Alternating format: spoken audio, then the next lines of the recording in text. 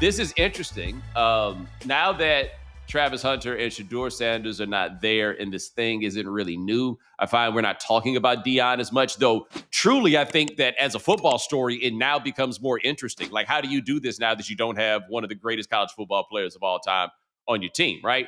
But he's also now the father of the backup quarterback of the Cleveland Browns. He went on the New Heights podcast, and the story got out last week in advance of the Ravens game that the Ravens wanted to take Shedeur, but he didn't want to go somewhere where he would sit on the bench. Now, first of all, I was not happy with that story being reported because I was kind of like, I was feeling like Rick James, like, motherfucker, that was weeks ago. Like we had gotten out of this story and everything else, but then we got here and I was able to be like, oh, maybe it wasn't the conspiracy you rockheads thought that it was. But either way, I found the logic to be so preposterous because the last thing that boy needed to be doing right now was playing NFL football. Exposure gets you exposed, right?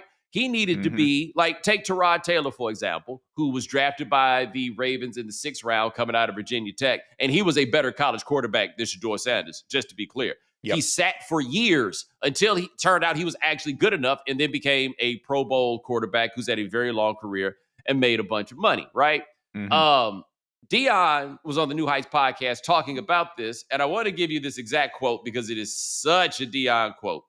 And Deion says about sitting on the bench, why in the world would I go back up Lamar for 10 more years? I've never sat on the bench and said, quote, well, I learned a lot today. Number one, he wouldn't be there for 10 years behind Lamar. But number two, when the hell has Deion Sanders sat on no bench? This is why you don't learn from a genius. Don't ask. Like, Reggie White may be the greatest defender of all time. I don't know. I definitely call him like he's a top 3 defensive lineman of all time. Yes. And maybe 2. I don't know. He's one of one is the point. And he had a move called hump. And if you've ever seen the hump, I can just describe it. He threw you.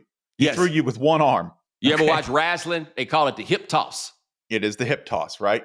But on the run with a 300-pound man every time, right? And he could do it. He was asked to teach everyone how to do the hump. And he taught them in the way that he could, which was to show them and go, do that.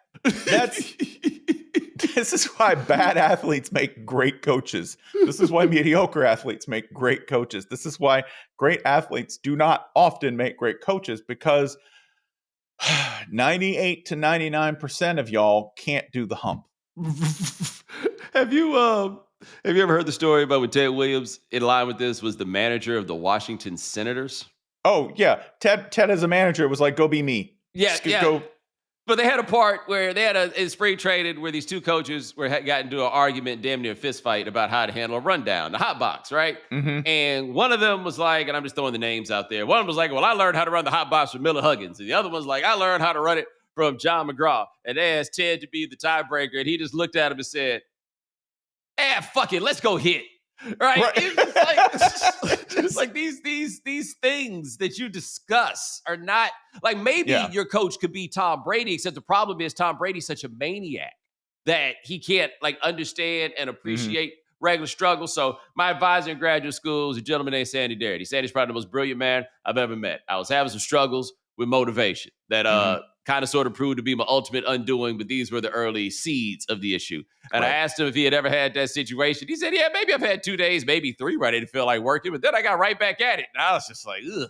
Yeah, there's a limited number. There's only so much advice you can give me. You can give me guidance. It's right. There's one thing here, and it's that any form of, it's hard to watch your kids struggle. I will try to look at this as charitably as possible. Yes. It is difficult to watch your kids struggle. And if you are in a position of power, it's difficult to watch them struggle in a career. Therefore, as a person of power, you might charitably want to help them at every single opportunity. That is the most charitable reading of this, okay? Don't be like, oh, well, they're just trying to push their kids forward. Yes, some of them are. Some of them are just craven opportunists, right? And trying to manifest power through power relationships. Some of them are doing that, okay? But I'm trying to be nice here. I'm trying to just be like, hey, hard to watch your kids struggle. Maybe you're going to want to give them every single advantage you can give them, even perhaps unfair or unhelpful ones. I think that happens sometimes to, children of coaches, to children of athletes, where they will put them several steps ahead of what they are capable of, anticipating that they are as good as they were, Yes. which on two levels is not true here, because one, Shedeur is not as gifted an athlete as Deion Sanders. That is no slight to Shedeur, because Deion Sanders is a freak, a mutant, a once in a generation type athlete. The dude played two sports professionally. That is Well, by the way, like one well all-time great and the other one, he played well. by demand, not as a stunt, right? Like Right. that's like the market bore Deion Sanders on two levels in a professional sport. That's insane.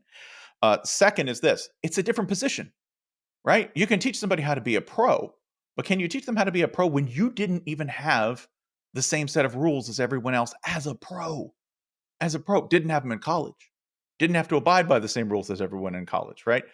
That's how talented you were. You didn't have to abide by the same set of rules as a pro in football, where you got to play two sports, where your assignment was go be Dion, Right. go get that guy. Do you think a DB's coach ever told him shit?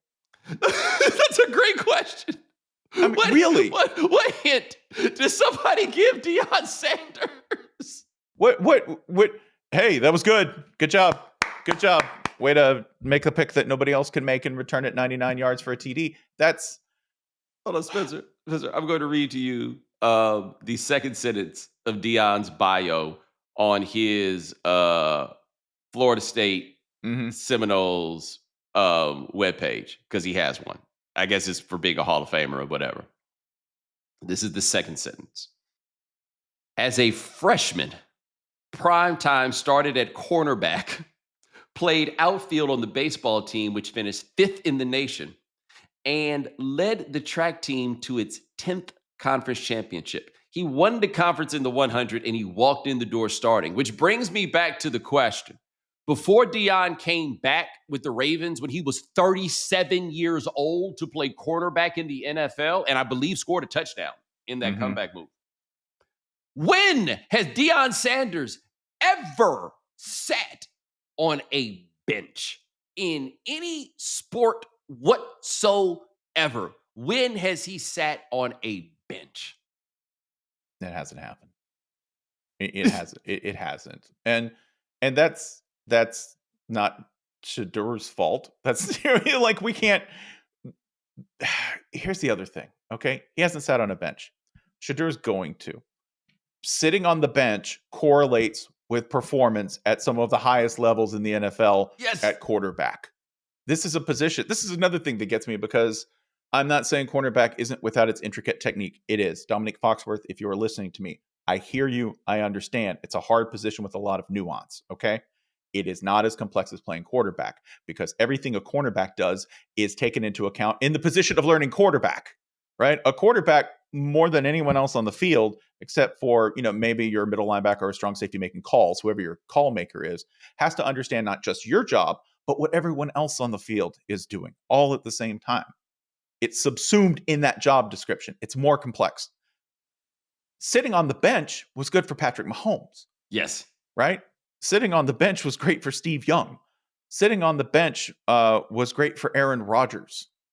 If you are putting yourself on a tier, career-wise, development-wise, on a curve ahead of those guys, it is time to revisit reality. It is. Yeah. That's one of the great ironies of Deion Sanders, is when he does and does not remember that the rest of us are not like him. Mm-hmm. Right? Because it feels like 99% of the time, he is omnipresently aware of the fact that he is Deion Sanders and we are not. Right? Yeah. Then these weird moments where he seems to think, hey, I did it this way, and so can you. Like Jeff Pearlman in his book about the Cowboys had a thing that said Switzer was the coach and Deion was there. And it was one of the issues with having Deion there was Deion would practice with no shoulder pads because Deion had no intention of tackling anybody. And to be honest, it's Deion checking people on the scout team. There were not going to be any tackles. But then he's like, now other dudes want to get out here and not practice with shoulder pads. And it's like, you're not him. Yeah. This is like the story. Pardon me, I can't remember the NFL player. I think it may have been London Fletcher who touched up Larry Fitzgerald in a practice at Arizona and immediately had like 5,000 people yelling at him, like, don't touch the money. Don't. He's like, it's practice. What? We're hitting. Like, I'm going to hit the guy. And they're like, you don't hit that guy. Do not have it. Is not happening. But no, but you made the right point there that sitting clearly has been helpful for a lot of people. Like, I think it's easier to ruin a quarterback by playing them too early than it is to ruin anybody else. Like, the idea, you can throw just about anybody else into the deep end, and then eventually they're going to learn how to swim. This isn't how this goes over here. You throw them in the deep end and ask them to do math at the same time. Like, it's a little bit too much to ask of somebody. So for him, playing behind Lamar Jackson, and look, also, I applaud him for having larger ambitions, and this is not Deion's NFL, where Deion talked about sitting behind Lamar Jackson for 10 years. Well, that never happens anymore. But you could be Gary Kubiak, who worked with John Elway every day of his life for something like 18 years, went from his backup to his coach, right? And it stayed there the whole way. That used to be a thing. It doesn't work that way anymore. You sit back there, and then your agent toss you up, and then somebody gives you a job. Friend, come closer, everyone. Chase Daniel. That's the dream. Chase Daniel, $37 million as of last year in total earnings. Okay. More than almost anyone listening to this will earn in their lifetimes. He got that money for backing up people. That's it. He got that money as a backup. I know. And not just for being a backup. People like to be around him. Like, he changed the whole backup market. Be a vibe. Frankly, from what I have seen, Shedeur Sanders be very unlikable at times. I've seen him be perfectly charming, right? He's no Shiloh. Okay. if you want the real presence on social media, Shiloh Sanders. But the two can be perfectly charming and likable, very likable at times. Be a vibe. Be the backup guy. Maybe you'll get your opportunity, because if it hasn't become apparent to you at this point, you don't get special rules. You don't, right? You may have, as a result of, again, being charitable here, a father only wanting the best for his son. However, that's done. That's done, right? Play the hand as well as you can, and understand the man right now that most people regard as not just the best quarterback alive, but maybe ever, sat behind Alex Smith. Yes, he did. When he started. Yes, he did. And let me tell you this about being a vibe. This is the thing I learned when I was doing game theory. I may have talked about this in a different context, but some of you are new here. When I was starting to do the show for HBO, I hit Neil Brennan up for something, right? Like, I forget what kind of help. I know him through some people. It's my voice twin.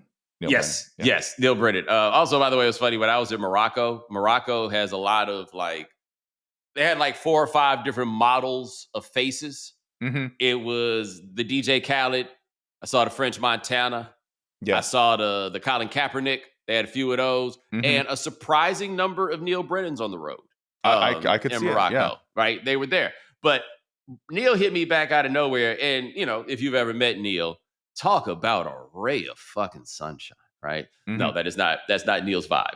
Neil says to me on the text, so what have you learned about your persona at ESPN to take into this job? Which felt very to the point, unsolicited, and a tad pointed, right? And I was like, he said, look, man, you've got writer face, just like I've got writer face, which is, I thought that was not an unfair assessment. Like, I think if you catch me at a setting like this, it's not like that. But for what he was talking about, it was a fair assessment. But he said something to me that I'll never forget, is he said, 80% of the job is being in a good mood, right? And I realized that for anybody that is front-facing, part of why these studios and these record companies and all these places go through so much spoiling and pampering that ultimately can turn toxic is not just the idea of, like, flattering somebody's ego. It is best for the production if the star is in a good mood, right? It really, really matters. And that takes us back to being the backup quarterback. Vibes, man. If you keep our guy in a good mood, it will make everything else better. That is why Jameis Winston might stay in the league forever. This is, by the way, I think it's one of the reasons the Bills are so successful right now, because Josh Allen, as the starter, is Captain Vibes. Right? He's in the videos. He's on the TikToks. Yo, they've loved him since day one. Yeah, that vibe, that golden retriever vibe, has kept that team on balance when performance maybe wasn't matching the attitude, and yet wrote it out, right? Yep. So it's not just, listen, vibes aren't just for the backup, right? Yeah. Starter brings that as well, right? The big galoot.